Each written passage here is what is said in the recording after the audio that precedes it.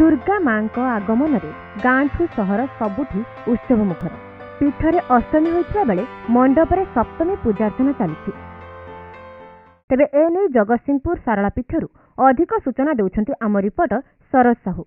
पवित्र दुर्गा पूजा आज माँ शारला पीठरे आज पवित्र अष्टमी पूजा आरंभ होती किंतु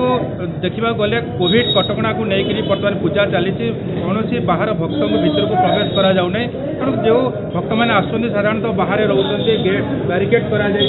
बाहर खाई दर्शन कर जो कोविड नियम रही समस्ते मानवाई जिला प्रशासन पक्ष निर्देश आम जारी कर तेणु कौन कहे जो भाव में माँ पूजा नीति के चली कोविड नियम को मानी कोविड नियम को मानी सामाजिक दूरता रक्षा कर कोविड आरंभ हवा दिन ए पर्यंत माँ समस्त नीतिकांति पूजार्चना ठीक भाव में चली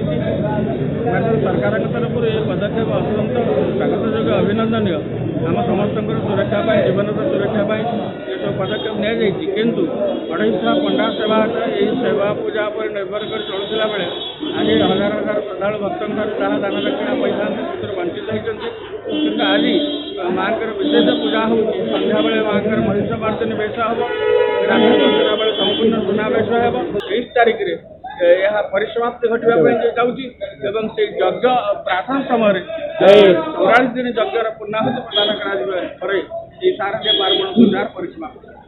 जहाँ आप शुणुते निश्चित भाव में माँ पूजा नीति ठीक भाव में चली किंतु कौन बाहर भक्त मान भीतर को प्रवेश करा जाऊनी जहाँ नीतिकांति रही ठीक ठाक पालन कर जहाँ सेवायत कहते जगतसिंहपुर शारला मंदिर कोणार्क।